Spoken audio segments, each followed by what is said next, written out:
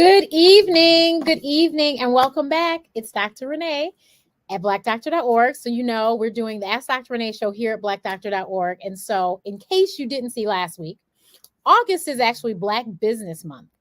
And I mean, I celebrate Black businesses every day of my life because I'm a Black business owner, but August is Black Business Month. And so I want to showcase some really amazing Black businesses. And so I'm bringing one to you today that is going to be a wealth of information. So I need you to share.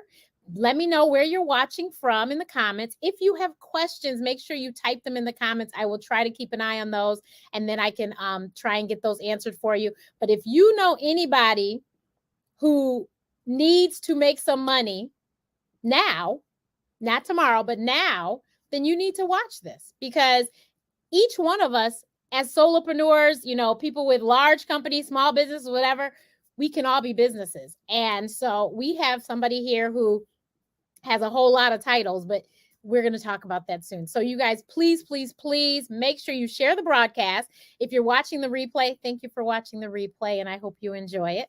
But please share the broadcast. Black Business Month is the month of August, and it is August. So we are going to talk to our fabulous guest. I'm going to bring her on now. Please make sure you share the broadcast, everyone. I don't care where you're watching from, YouTube, LinkedIn, Facebook. Make sure you share the broadcast. Thank you. Hello. Good evening. Good evening. How are you? I am good. So our guest tonight, you guys, is Ebony Lucas. And you see, she already typed it in her name. It is Lucas the Closer. That is her handle. And we're going to talk about why they call her that. So Ebony, the Ask Dr. Renee show is here at Black Doctor. And my Ask Dr. Renee show, the way I always start is from the beginning. So when you were young, what did you want to be? Oh, when I was young, I wanted to be an actress. And then I wanted to be a teacher. So I actually majored in education in undergrad. And so I thought I wanted to teach. Yeah.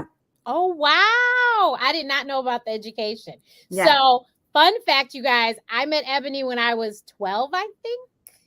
Somewhere around there. Yeah, like 7th, 8th grade. Yeah, and we were actually going to be in a play together. Yes. So I've been knowing Ebony for a very long time, but Ebony went to that other school, but that's okay. We're still friends. Go blue. Go sure you're in the right sorority. Yes, we are both AKAs. Yes. But my mom went to Michigan, as I'm sure you know. So, we are a house divided here. Me and my sister, the Spartans, and my mom, the Wolverine. But so Ebony, once you got out of school and you got the education degree, because I know you went on further, what made you decide to go on further? So honestly, when I was in undergrad, all I knew is that I wanted to help people. And I didn't want to be a doctor, but I just wanted to do something helping people. And I never could figure out what that was. So then I was like, well, maybe it's teaching. And I tried Teach for America, and I was like, maybe it's not teaching. So I didn't know what I wanted to do. And one of my friends was like, why don't you try nonprofit organizations? And I had never heard of a nonprofit organization. Mind you, this is like back in 97, nonprofit organizations weren't as big. And there were 4 schools in the country that had nonprofit management programs. So I went to one of those programs. It was at Case Western, and it was in the business school there. So I had to take the GMAT, which I was like, oh, right. GMAT. I was never thinking I was going to have to do that. And one of the things that's interesting, because one of the things that I really, really was intrigued by was all of the organizations that were doing affordable housing at the time. But sort of like it planted the seed, but I still was like, oh, I don't know. That never occurred to me as being something to help people. So I was still kind of looking for what I wanted to do. And one of the ministers at my church was from South Africa. I went to Hartford. And so I went to Reverend Nyati and I said, hey, I think I want to go to South Africa, because it was right when they had just ended apartheid. Okay. This was in 99. And he was like, oh, my uncle is the bishop of the Anglican church, and they would love to have you. You can go and stay with them. Okay. Real quick fun fact that I don't think we're Anglican. Anglican is Episcopalian. My mom is a Anglican or Episcopal priest. Oh, wow. Okay. Awesome. Yeah. So I went to South Africa by myself. Of course, first I tried to reach out to a bunch of my friends, and they were like, girl, you doing what? So I went to South Africa by myself and I stayed with this family. And we traveled around to the different townships and we were telling people apartheid is over. You can get a license. You can have a driver's license. You can move if you want to move. You don't have to live in this township. You can, and we were just telling them like what their rights were. We were also doing like a lot of AIDS awareness. And so while we were doing all of that, people would be like literally coming up to me just crying. Like, I can have an ID, I can move, my family can do better. And I understood for the first time how important the law was. So I went back home. I worked for a nonprofit organization where I was a fundraiser. So I was raising funds for the organization. And we were helping, it was a literacy program in Detroit. And there were all these women, and they basically read, some of them read on like a first grade level, and they had children, and they were there trying to learn how to read. And again, I was like, these are people but they had all of these other issues that they ran into along the way, right, in life. And I was like, I think I want to go to law school. So applied to law school, went to University of Michigan Law School, came out, worked at a big firm, didn't like it because I was like, this is not what I was supposed to be doing. I thought I said I was going to help people. I'm working for these major corporations. No. That's not what I want to do. So I quit my $180,000 job to go work for a nonprofit organization that was teaching people about the Illinois Condominium Property Act. And that job paid $30,000. My parents were like, are you crazy? I was like, it's okay. I'll figure it out. Don't worry about it. But I got there and people were like, this is great. This is so helpful because it was right during the housing market downturn. And there were developers who had built buildings. A really close friend of mine actually lived in the penthouse of a 9-unit condo building. And the developer never finished the other 8 units. So she was in this building by herself. And I was meeting people like that. I met these other 2 ladies that lived in this 30-unit building where they were the only 2 that bought. And the rest of the buyers were like sham buyers. And NPR actually did a story about this building because like basically it had been like overrun by like drug addicts and all types of things because everybody else was a sham buyer other than these 2 people that I met. And I was able to turn these buildings around. And the nonprofit organization was like, wait. We think you're providing legal services. You were just supposed to be explaining it to them, but you're actually providing legal services and we're not in that business. So I said, okay, well, I should get in that business. So I left. It was a very good relationship. Started my own law firm, and then they would actually refer people to me, and I was helping these condo associations turn around. And then noticed that, this was like a growing problem because as the housing market downturn was worse and worse, people were just walking away. And I was like, wait a minute, you don't have to walk away. So I had this whole campaign on the radio. I met with a bunch of aldermen and it was don't walk away. And we were telling people like, you can do a short sale, you can do a deed in lieu, but don't walk away because you're damaging the other people in the building. And then I was like, wait a minute, how much they say this condo is? $20,000. I can do that. I can buy a $20,000 condo. So I bought my first investment property. And and that's how I really got started, like real estate investing. And I started buying condos, but I kept doing what I was doing on the legal end. And I really love what I do now because I feel like I'm truly helping people every single day. And I love that. So yeah. That's awesome. So you skipped over some things. One, I remember I saw you on Oprah and was like, oh my God, that's Ebony. It is. That was a horrible time in my life. Oh my goodness. But I want you to share that because I will. So during that time, I was on the Oprah show. And actually, I started the Oprah show with my ex-husband. We had started it together doing the debt diet. Because we were basically living way outside of our means and spending money like water, and our relationship just wasn't working. It wasn't a healthy relationship. And the show you saw me on, I actually went with my sister-in-law because that was like when I Yes, finally was I like, remember. that's it. Yeah. Enough is enough. And unfortunately, because at the time we had a business, everything was in my name. Lesson learned. Lesson learned. But everything, our house, both of our cars, the business, everything was in my name. And he refused to pay for anything because I wasn't willing to be in a relationship anymore. So I had to file for bankruptcy, which was, to me, it was very difficult. I mean, as an attorney, just as someone who's just like, I'm very prideful, and I pride myself on being able to pay my bills and do the right thing. But I, was just not an option. There was no other option at that point. I was a single mom. And so that was in 2007. I filed for bankruptcy, and it felt like the end of the world at that time. So I was really sad when I was on the Oprah show. So when she pointed me out of the audience, I think she saw that on my face, and she was like, you really have everything you need. And I was like, I don't know what that is, but okay, Oprah. Oprah Right. said it. So it must be true. So I did that. And then after that, I was just like, how do I make sure that I'm never in that position again? And I just really started saying this prayer. And I was like, because that was around the time I also decided to move to Chicago. So I moved to Chicago, and I was like, God, I don't know what direction you're taking me in, but I'm going to follow the direction you take me in. And I just don't want my son to ever have to feel it in his life. I never want him to feel a difference in the lifestyle if I'm not making as much money or whatever. And, I just feel like that was just my prayer, just daily. And I still say that now. Like, I still say it now.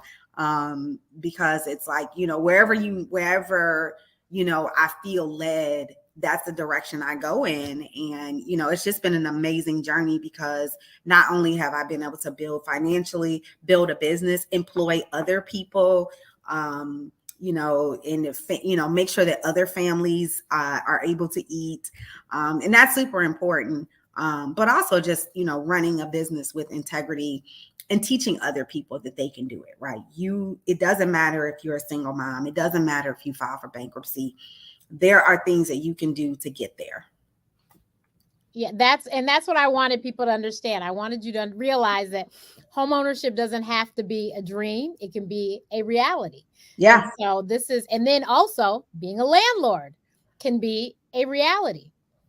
Or not even being a landlord, just own the property and have somebody else running things and you just collecting your checks, Yeah. You just, never know.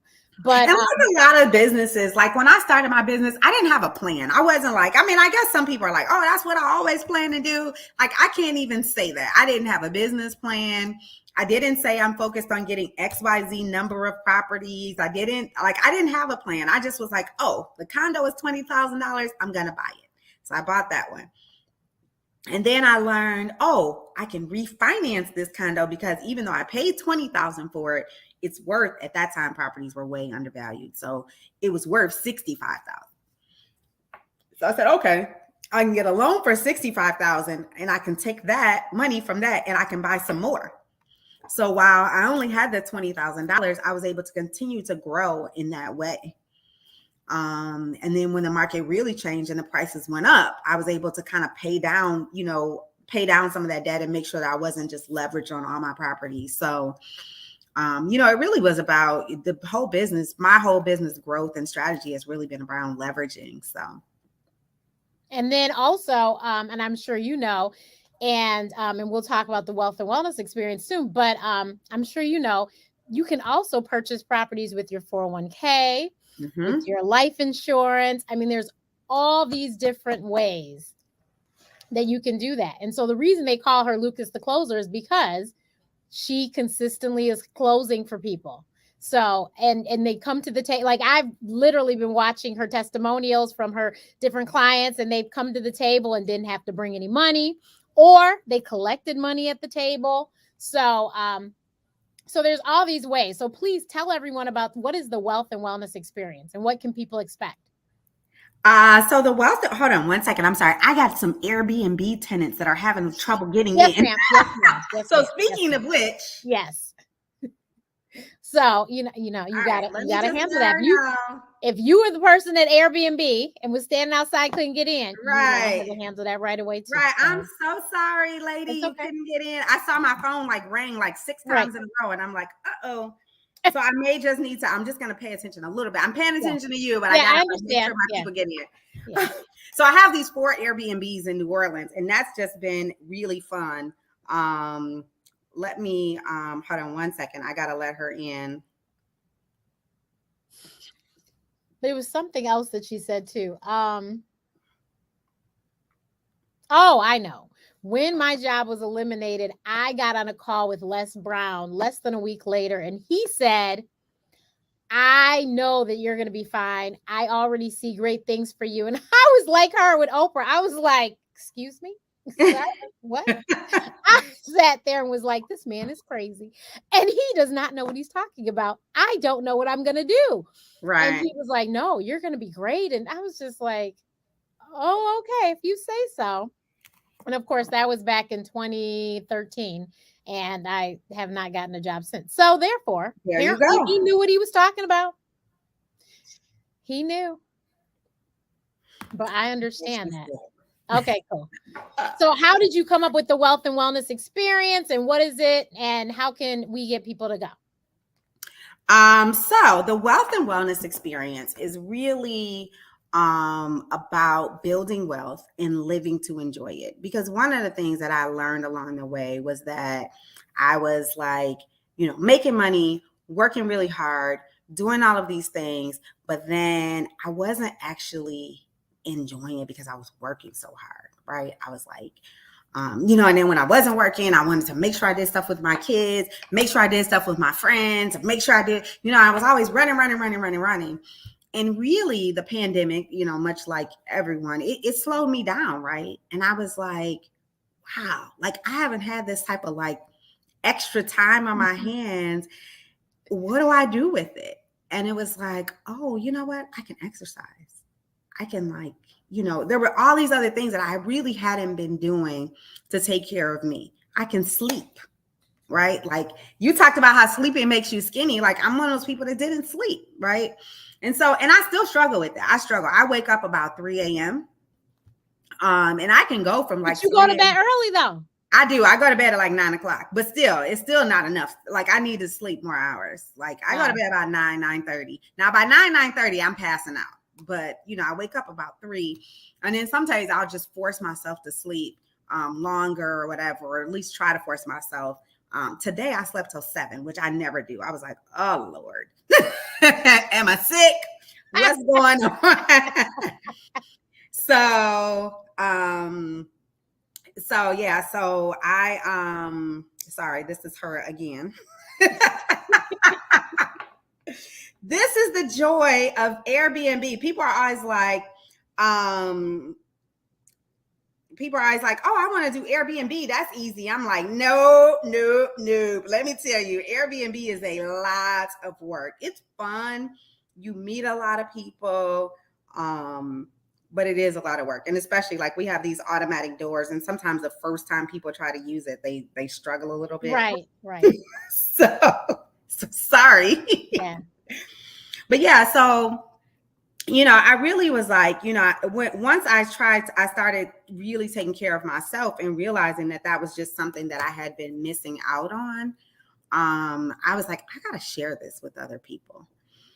So I came up with the wealth and wellness experience, and I was like, I need some other powerful speakers. Who can I get? And I just really started looking at people's social media, like looking at different, posts that people made or whatever. And it's amazing because the speakers that we met, it's like we're friends, and like a lot of them we just met like this year, like within but the synergy, I think, between all of us. And, part of it is just an attitude, right? Like what Oprah told you, what Oprah told me, what Les Brown told you, that's an attitude. It's just really that attitude. Like, hey, you're going to be okay, right? That's number 1. You're going to be okay. Number 2, you got to try. Yep. You got to do it scared. right? And then number 3, you got to block out the noise because a whole lot of people are going to be telling you a lot of things. And you just have to constantly speak that positivity into yourself. And it seems very simple. And people are like, oh, that doesn't work. And I'm like, but it does. But it does. Right. It does. Absolutely. It does. Yeah. So the wealth and wellness experience is really about a mindset. It's about having that wealthy mindset. That's number 1. You know, there's people I talk to and they're like, oh, I can never do that and blah, blah, blah, blah. And I have trouble even getting further in the conversation with them because I'm like, if you don't think you can ever do it, then you will never try. And if you never try, like, then I can't sit and talk to you because it's not going to go anywhere. I can't convince you. You have to have the mindset. So and anybody and everybody can have the mindset. And you don't have to have, you know, it just so happens, people look at me and say, oh, well, you had that $20,000. Yeah. But you know what? I have a client who they literally put their last $7,000 into a 2-unit building. And the building was in horrible condition. And I told them, I was like, are you sure you want to buy this? And they're like, listen, we saved this $7,000 and we're going to buy this 2-unit building. We're going to paint it ourselves. We're going to do what we have to do, but we want to own it. And when we get a chance and when we get the opportunity, we're going to rent out the other side. And the other side is going to pay our mortgage. Because right now, this mortgage is less than our rent. And when they knew that and understood that, and like right now, rents are sky high. So if you are paying $2,000 a month, if you're paying $1,600 a month, if you're paying $1,200 a month, you can own. But you have to have the mindset of, hey, I can own. So the wealth and wellness experience is number 1 about the mindset, having the mindset. And then once you have the mindset and build the wealth, then what? So we have a session actually called You Made $1 Million, Now What? And that session is about, okay, you made the money, but what are you doing with it? How is it improving your life? How is it enhancing your life? Are you making sure, because Black people are at the bottom of estate planning. Right. So we don't pass things down in the proper way. And our things are, you know, estates get really messy when we pass away. So we don't even have the money to pay for the funeral. Forget the estate. Exactly. So whether it's $2,000 in the bank, if you don't have an estate plan, your family's not going to be able to access that $2,000. So you got to have a plan. You have to have a beneficiary. You have to do things like that. And so, you know, really encouraging people to do those types of things. So we'll be talking about real estate investment. We'll be talking about stock investment. We'll be talking about social media branding, ways that you can make the additional money. That's number 1. And number 2, we're going to talk about once you get the money, how are you going to take care of the money? And then number 3, which is no less important than 1 and 2, we're going to talk about how do you take care of you? How do you live to enjoy it, right? Because if you work, and then you have a heart attack at 45, that wasn't worth it. But I know you've heard these stories, and I know you know my friend Zandra Simmons from Mercy. You know what I'm talking about? Yes. And so Zandra told me a story. A lot of people at her job, they would retire and die within the next week or 2. Yep. Like it was a trending thing. I was like, what? Yeah. But I've heard this across the board, a lot of different corporations and businesses.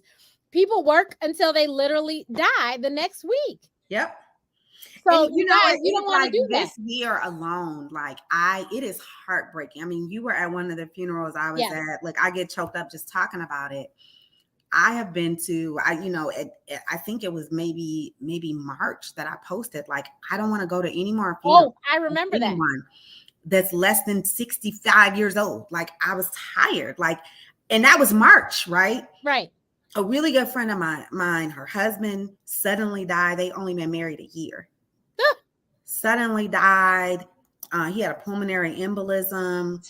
You know, my cousin died from a massive heart attack. I mean, these are people who are, 42, 43, 44, getting up. My friend whose husband died, he was getting dressed for work. Right. And so we have to take care of ourselves. And I feel like, all of the narrative we see right now is generational wealth, generational wealth, generational wealth. But there's nothing out there about generational health. And unfortunately, in the Black community, we have passed down a lot of what slavery gave us in terms of a diet. Right? That's how we eat, unfortunately, right? And so we don't, and it doesn't serve us. it doesn't serve us, right? And so we have obesity. And we have to always stress, and here at Black Doctor, I've said it a million times, the difference between us and the slaves is that the slaves was out there working with their hands in the sun. So even if they ate horribly, they were getting the exercise without exercising. Their manual labor was the exercise. Yep. So not that I'm saying they should have and could eat that way. No, but I bet you they were drinking a whole lot more water than a lot of these people walking around here who sit at a desk all day because they were out in the sun. Yep. So that's the difference. So we can't eat like them if we're not going to be pulling cotton in the fields. Right. Exactly. Yeah, but we haven't changed that. And, you see the, and we start really young, like the diabetes, our children. Type 2 diabetes now is found in children, where that used to be adult onset type diabetes is what type 2 used to be called. But now tons of kids are overweight because they're stuck on these screens and they don't go outside and play, and they don't get any, gym class has been taken out of the public school system and all these different things. And so that's why, all these adult diseases are now found in children. There's children that are on hypertension medication. I was going to say they have high blood pressure. Yes. So, it just is. And so I'm very passionate about the wealth and wellness experience, because I told one of my friends was like, why are you doing this? And I was like, because when I'm 80, because I'm going to be 80, I'm going to be taking trips. I'm going to be 100. What you talking about? Listen, that too. What you talking about? By the time I'm 100, I might be resting. But 80, I'm taking trips. I'm going to be like my grandfather. My grandfather, he just slowed down last year. He's 96 now, but I love it. He slowed down last year. He's not driving anymore. He don't really want to take no trips, and that's fine. But all the way up until his 90th birthday was in the Bahamas. Like, I love it. That's how, but he was in the Bahamas with us. My grandmother passed away. Most of his friends have passed away. Most of his cousins and family that were there. I don't want to be that. Right. I want to take you with me. When I say it's my 80th birthday, Renee, I want you coming. I want you there. Right. I want to be able to take my friends and my family with me as long as I can.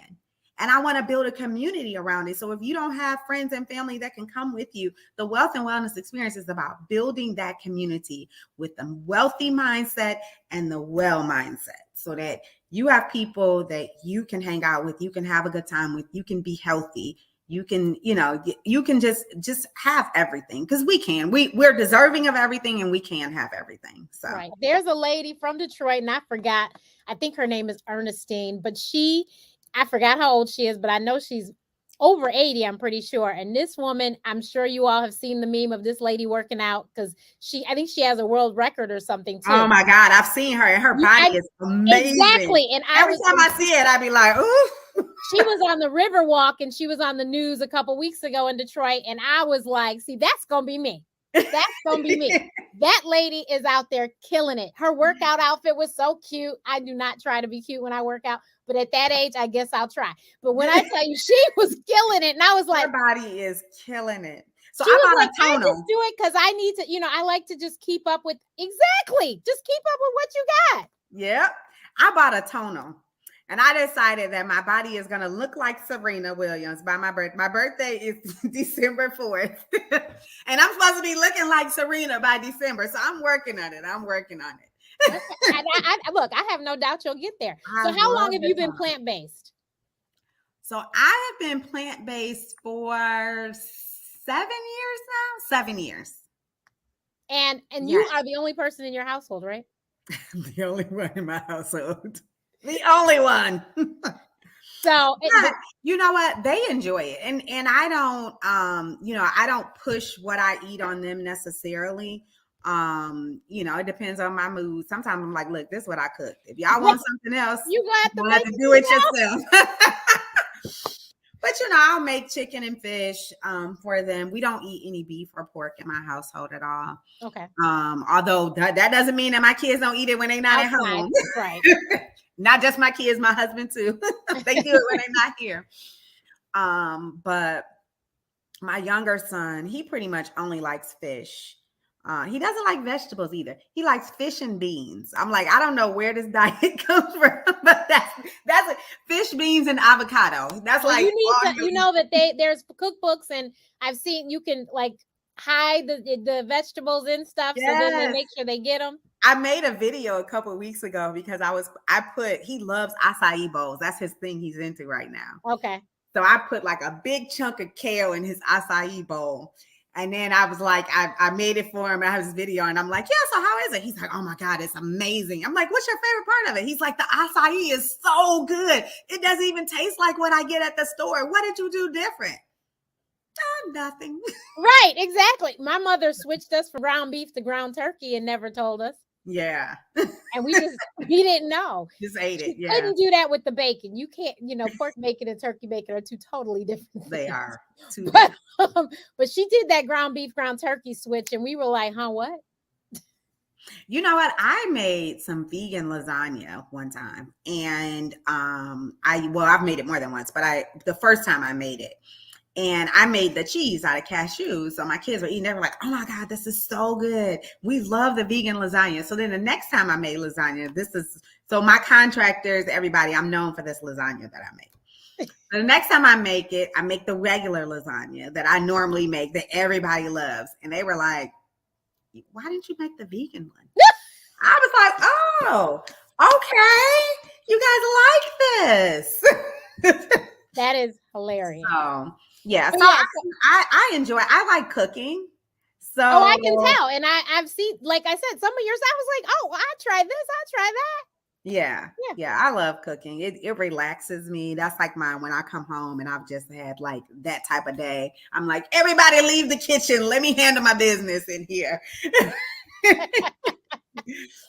But yeah, so everyone, the Wealth and Wellness Experience is October 7th through the 10th in Tulum, Mexico. So my friends in the Midwest, this will be a nice time just when it's about to start to get cold to go and enjoy a little sun. The Wealth and Wellness Experience, the website is below, wealthandwellnessexp.com. Tickets are actually looking very nice right now because if you haven't heard, tickets are actually going down in price now. So please, yes, so plane tickets are going down. So please come join us because I will be speaking as well. So please come join us. It's going to be a fabulous experience. This will be an annual thing, I've heard it also. But I think you should really come because the first time is, nothing as great as the first time.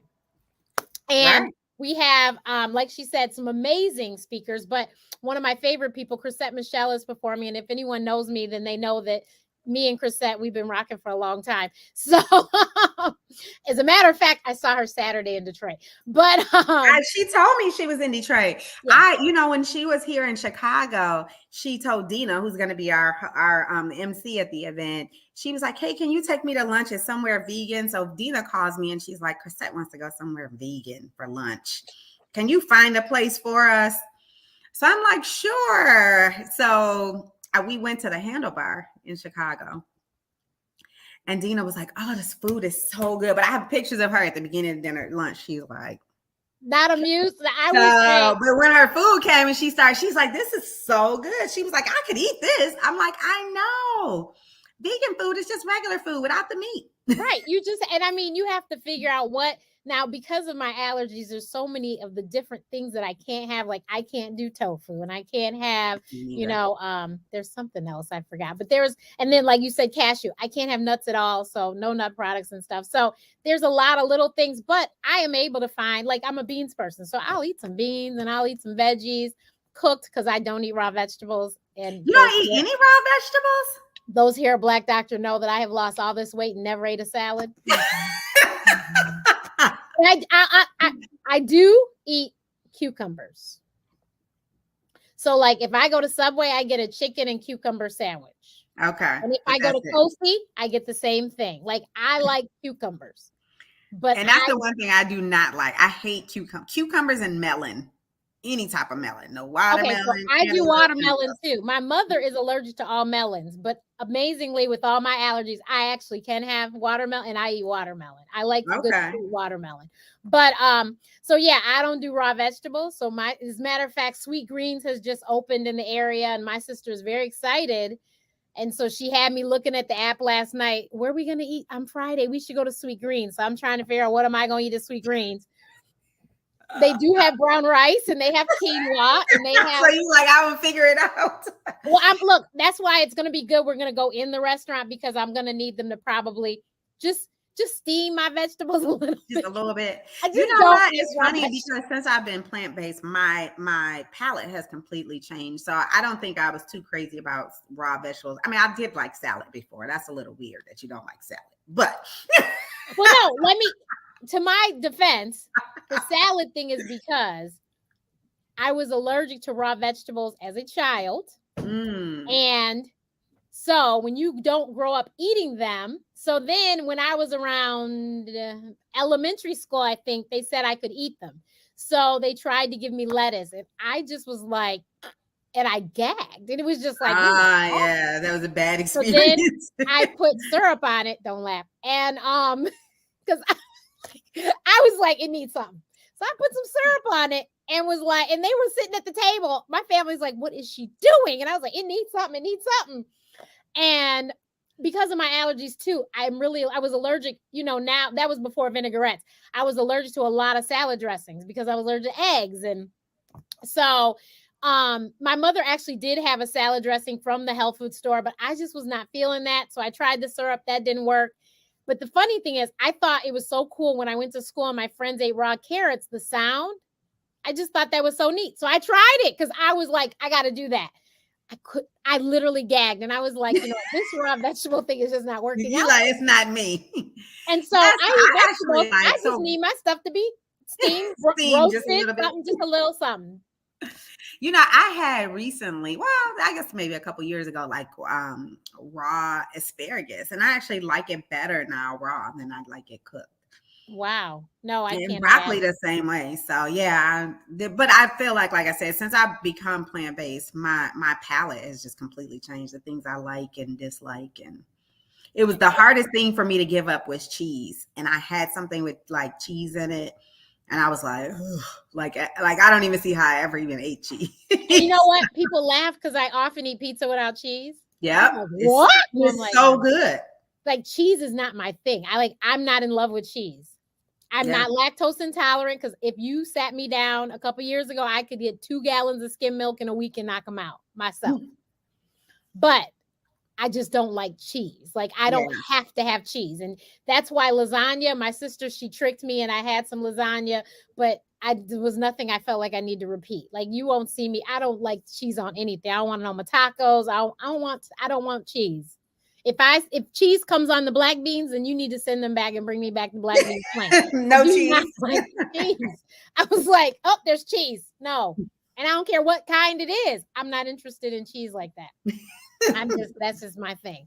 But I can understand your palate changing. I mean, I just, like I said, I think that it is kudos to people who can figure out how to make food healthy and make it taste good. Period. That's plant-based, meat-based, whatever. If you can make healthy food taste good, you're good. My sister happens to be a chef, and all the healthy food that she cooks tastes fabulous. And it has flavor, but it has low salt. I mean, but it's like I said, it's healthy for you. My blood pressure, I was getting my life insurance last year, and the lady came. It was 90 over 60 or something. She's like, oh my God, are you okay? And I was like, I'm fine. But I never seen it that low myself. It's never been high. My regular was like 110 over 70. But for it to be 90, I was like, I go, wow, this working out thing is doing something to my body. The working out in the water, because the water flushes all the toxins out of your body. So I was like, wow. But I also wanted to mention too, you guys, we want to stay here as long as possible because we got people to live for and things to live for. And they always say black don't crack, but you would never guess our ages because the way that we eat and the way that we exercise, I swear it takes years off. As the pounds disappear from me, I feel like I'm getting younger by the second. I will never forget the day a 16-year-old hit on me, but I will take that to the grave. Okay. My sister was on the phone with me in my ears and she was like, that little boy just hollered at you. I said, he sure did. And I said, if I was his age, he was really polite with it too. So if I was a young girl, he was cool. It was the basketball that gave him away that he was holding and we was walking. I was walking to Mariano's and he was walking to wherever. And I think he was leaving school, walking home. I was just like, oh, no, I'm so sorry. And then there was the 24-year-old who was like, I mean, I'm 24. And I go, I don't know how old you think I am. But yeah, no. I was like, this is cute, but no. And my godson was the same age at the time, and he was like, we could have been friends. I go, you cute, but no. Nene is not getting with no 24-year-old. No. But yeah, so I'm telling you, there's a lot of benefits to it. So you guys, please check out the Wealth and Wellness Experience. I've seen videos. If you go look at her social media and look at the Wealth and Wellness Experience social media, you can see the resort looks amazing. Oh my gosh. It is awesome. Awesome. Now, let me tell you one of the things we're going to do while we're there that I had never done before. So whenever we go, like my husband doesn't mind, like when we go to air bath spa, he likes to do like the cold plunge and all. And I'm like, no, thank you. So we get up one day and they're supposed to have a yoga class at the resort. So I said, okay, let's go to the yoga class. We thought it was yoga, but it was capoeira. So that's number one. So we were in the hot sun with a whole capoeira workout. And I've never done capoeira before. So I'm doing it. I have the funniest videos of me doing this too. I haven't posted those because I'm like, so embarrassing. I don't know what I look like I was doing. But anyway, that was a lot of fun. And then they said, okay, well, afterwards, we're going to do an ice plunge. So I was like, well, I'm not doing the ice plunge. I'm thinking they're going to just have you just jump in the water, in the ice. So they were like, okay, well, we have a yoga to prepare for the ice plunge. And I was like, okay, I'll do the yoga. I'm not going to do the ice plunge, but I'll do the yoga. So we do the yoga, and basically it was really all about breathing. And he talked about stress and how your body holds on to stress and how you learn to train your body to deal with stress. And it had to do with breathing, but it also had to do with, he said, at least twice a week, you should be taking at least a 5-minute cold shower, because your body then learns how to deal with stress so you don't hold it in. And so they taught us this whole thing. They taught us this breathing. And then they said, okay, we're going to do the ice plunge. And so by now I'm like, okay, well, I got to try this ice plunge because I got to figure this out. Now you're telling me it's a stress reliever. So you get in the ice plunge, and they said, okay, when you first get in there, it's really, really cold. You're going to naturally hyperventilate.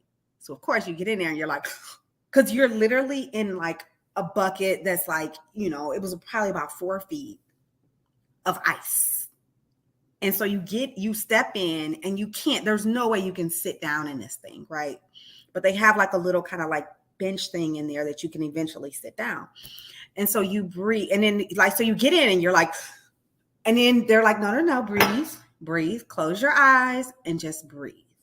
And so you close your eyes and you breathe. And then they say, okay, sit a little bit further. Because at first when you get in there, you're like, also your hands are like this. You're like, all of me can't be cold. Right. But then eventually you relax and your arms go down. And now your arms are in the ice. And then they say, okay, sit down. And you sit down and your whole body is sitting in the ice. And we had to do this for 5 minutes. And it was really, really difficult to do. But I did see how when you're in a stressful situation, that breathing and that learning how to breathe can actually relax your body and take you where, when you're in environments, whether it's work or whatever, just taking that moment to say, okay, let me take a breath. Let me breathe. Let me think through this. And so that cold shower that you do twice a week for 5 minutes. So I started doing that actually. And I hate cold water. Water. I take hot shower. Me too. I'm worried I done burn myself. Right, exactly. Those are the kind I like, right? Yeah. So, but twice a week, I do get into the cold water because and I noticed at first it was very difficult. Now it's not as difficult.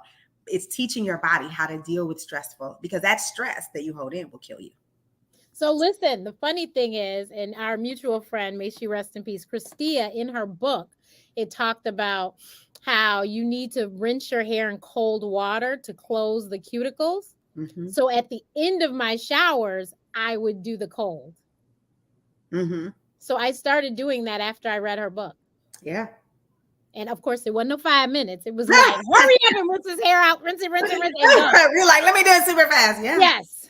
But so I don't know. We'll see. I don't know about that cold. That is, and when we ran the Disney half, they tell you after running that you should do that because then your muscles will be, but girl, could nobody convince me. And when I tell you I was in pain for days after that Yeah. darn race, and like an idiot, I went to Epcot and I was like, how am I supposed to walk the park? Like my brain sending the signal to my legs. I could only imagine what I looked like because I knew my legs weren't moving right.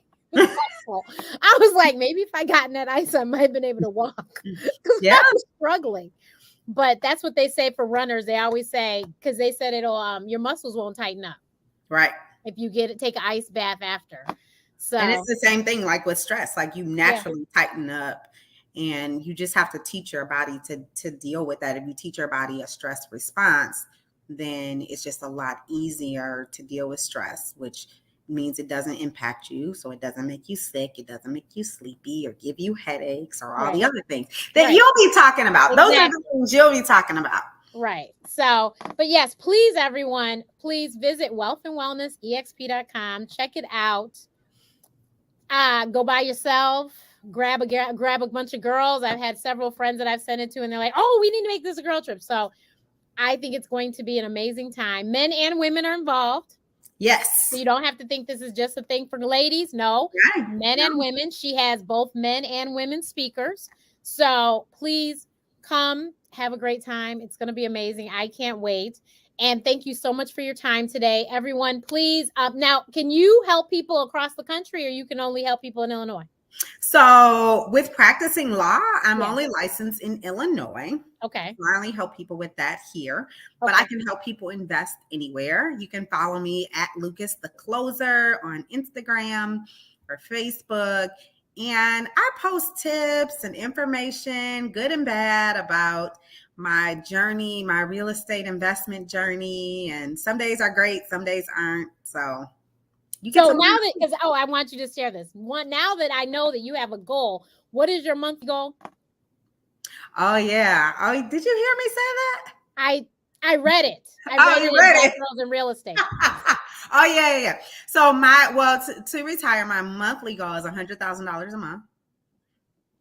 So that's what I want to make. And once I get there, then I'll be able to retire. It looks like maybe about 3 or 4 more years. So I'm looking at 50 being done. Awesome sauce. So, and it really is all about investments. Like, it's, people work and you work every day and pretty much like on even me, like what I do, if I just did the legal thing, I would never probably make enough money to retire early. Right. Mm-hmm. But if you work and you actively invest, right? So we have these, these passive investments, we do 401ks, those type of things, but you have to do more than that. And it doesn't take a lot of money. Larry Jones will tell you during the pandemic, him and his wife got laid off and they used their $2,400 stimulus money and turned it into $52,000 and then turned it into $200,000. And he made like a couple $1,000,000 in the stock market during the pandemic. And he has great videos on YouTube. I've learned from his videos, and that's $2,400. So it doesn't take a lot of money. It just takes believing in yourself. So everyone, thank you so much for your time this evening. And I will see you again next week. Please support a Black business all the time, not just this month, all the time. And we'll talk.